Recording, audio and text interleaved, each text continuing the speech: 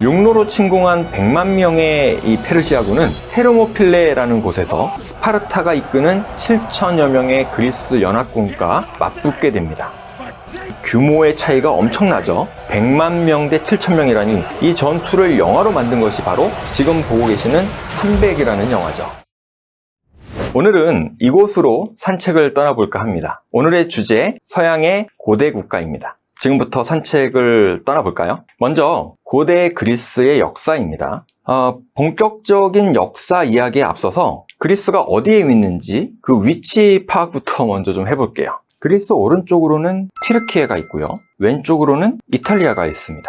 그리고 아래쪽으로는 이집트가 있죠. 가운데에는 바다가 자리 잡고 있는데요. 땅의 가운데 떡하니 자리 잡고 있는 이 바다의 이름은 지중해입니다. 지중해, 땅 지자, 가운데 중자, 그리고 바다 해자. 땅 가운데에 있는 바다라는 뜻이죠. 영어로는 메디테라니언이라고 하는데요. 의미는 한자와 같습니다. 메디는 가운데라는 뜻이고요. 테라는 땅이라는 뜻이에요.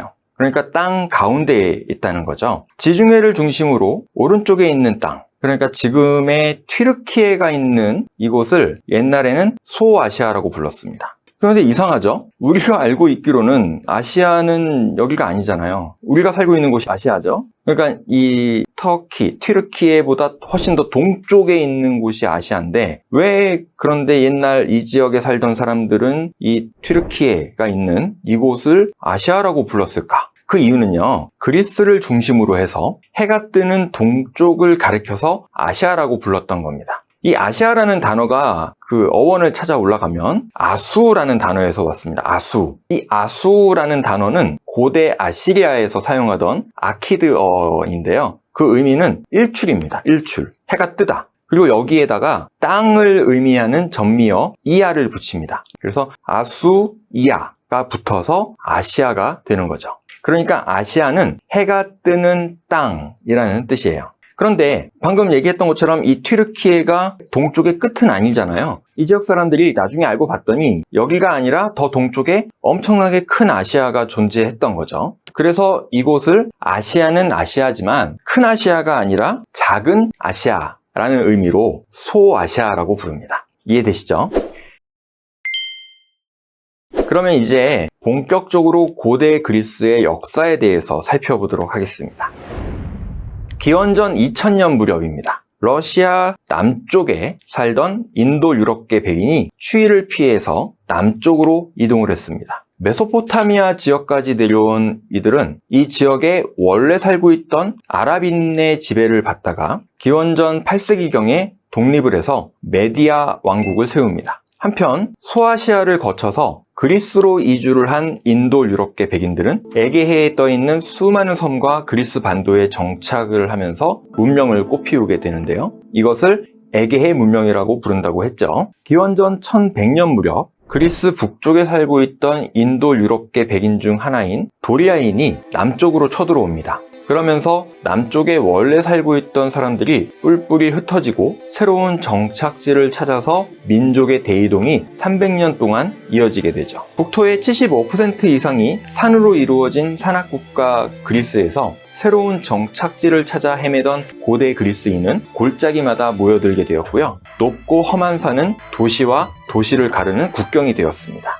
아테네도 그렇게 만들어진 수백여 개 도시 국가 중에 하나였죠. 이런 작은 도시 국가를 폴리스라고 부릅니다. 고대 그리스인들은 폴리스를 세우면서 도심에서 가장 높은 언덕에 아크로폴리스를 지었습니다. 폴리스의 대표적인 건축물이라고 할 수 있는 아크로폴리스는 유사시에 시민들이 대피하기 위한 성이었는데요. 이렇게 작은 도시가 골짜기마다 들어섰고 서로 견제하면서 각자 독립된 국가로 성장하게 됩니다. 기원전 6세기경에는 인류 역사상 가장 오래된 주조 화폐가 만들어지는데요. 이 덕분에 화폐 경제가 형성되었고요. 에게해 교역이 확대됩니다. 돈이 활발하게 돌면서 이 그리스 경제는 성장하게 되죠. 하지만 항상 양지가 있으면 음지가 생기는 법이죠. 이 빈부의 격차가 심해지면서 빈곤층이 대량 발생하게 되고요. 길거리에는 집 없는 빈곤층이 넘쳐나게 되면서 심각한 사회의 문제로 대두되죠.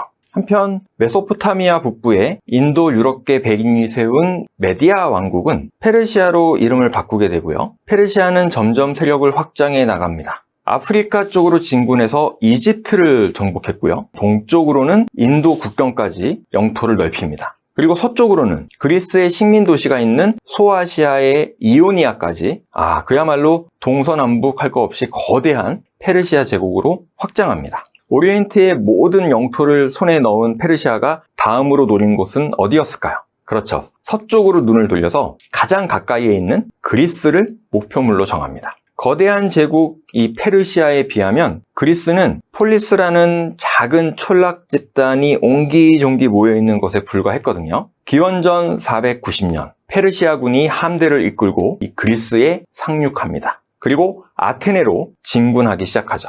그 규모가 7만 명에 이르렀다고 하는데요. 당시 아테네 전체 주민보다도 많은 숫자였습니다. 상대가 안 되는 거죠. 아테네군의 숫자는 불과 1만 명이었습니다. 하지만 숫자만 많다고 무조건 전쟁에서 승리하는 건 아니죠. 전략이 또 중요하잖아요. 아테네군은 마라톤이라는 곳에서 페르시아를 급습합니다. 페르시아군은 예상치 못한 기습 공격에 많은 병사를 잃게 되죠. 살아남은 페르시아군은 다시 배를 타고 도망을 갔는데요. 그런데 실상은 도망을 간 것이 아니었죠. 전쟁에 군대를 동원하면서 무방비 상태가 된 아테네로 방향을 돌린 거였습니다. 아테네를 지키는 병사들이 없을 테니까 그냥 지금 진군하면 아테네를 아주 쉽게 점령할 수 있을 거라고 생각한 거였죠. 자, 이를 눈치챈 아테네의 장군은 급히 아테네로 전령을 보냅니다. 마라톤에서부터 아테네까지 이 전령은 사력을 다해 달려가서 임무를 완수하고 그 자리에 쓰러져 죽고 맙니다. 이것이 우리가 알고 있는 마라톤 경주의 유래죠.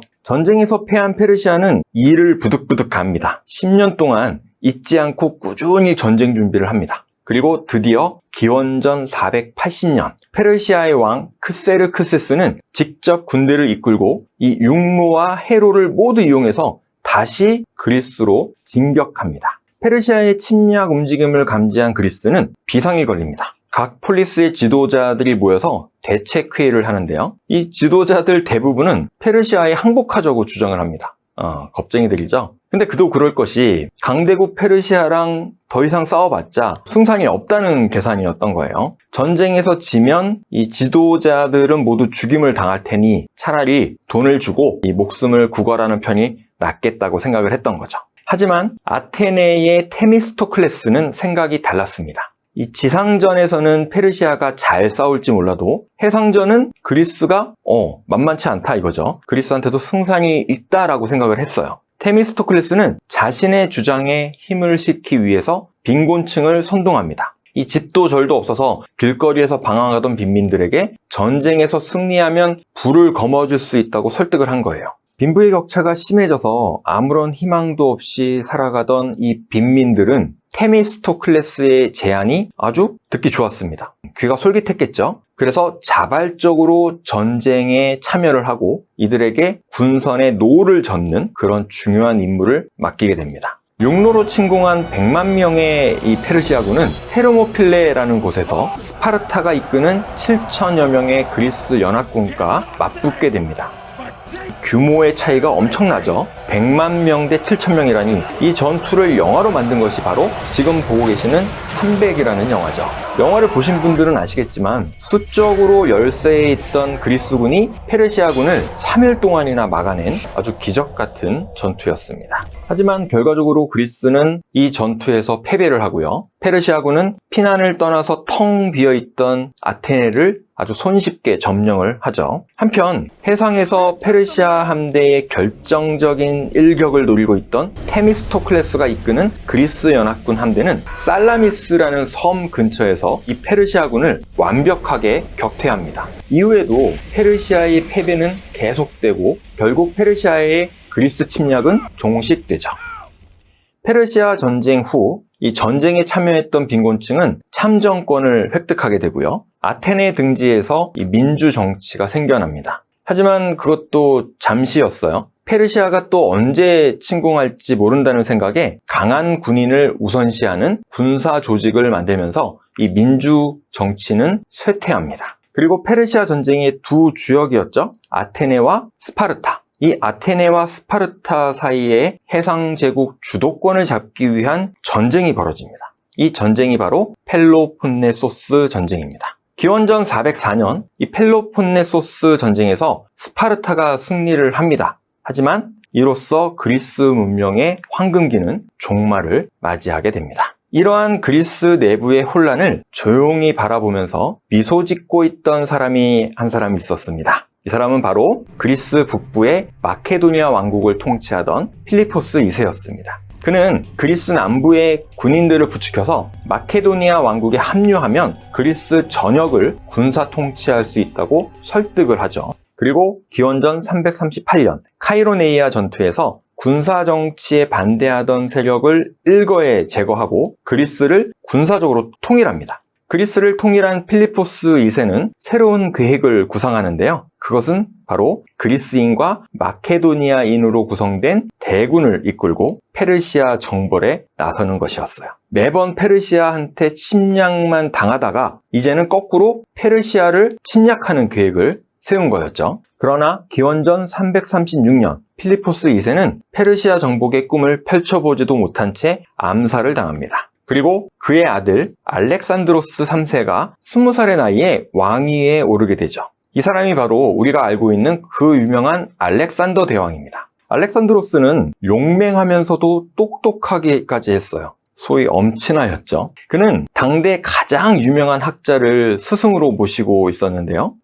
바로 그리스의 철학자 아리스토텔레스가 그의 스승이었습니다. 알렉산드로스는 아버지가 못다 이룬 꿈, 페르시아 정복의 꿈을 이루기 위해 기원전 334년 마케도니아와 그리스 연합군을 이끌고 페르시아 정복에 나섭니다. 사실 페르시아 입장에서는 좀 웃기기도 했을 것 같아요. 당황스럽기도 했을 것 같고, 당시 상황으로 봐서 이건 다윗과 골리앗의 싸움이었거든요. 하지만 이런 예상을 뒤엎고 알렉산드로스는 페르시아를 상대로 모든 전투에서 승리를 거두면서 페르시아 제국을 점령해버립니다. 그리스에서 시작해서 튀르키예를 거쳐 이집트를 정복했고요. 이어서 메소포타미아 지역의 바빌론으로 진군했습니다. 북쪽으로는 우즈베키스탄과 아프가니스탄, 동쪽으로는 인도의 국경에 이르기까지 광활한 영토를 획득하게 됩니다. 이것이 알렉산드로스 제국이었는데요. 정복한 지역에 그리스인을 이주시키고 그리스 문화를 보급합니다. 또한 그리스인과 페르시아인의 혼인을 장려함으로써 동양과 서양의 완벽한 융합을 시도했죠. 하지만 이런 완벽한 융합에는 실패를 합니다. 그럼에도 불구하고 이 덕분에 그리스 문명과 동방의 문명이 융합된, 그것을 헬레니즘 문명이라고 합니다.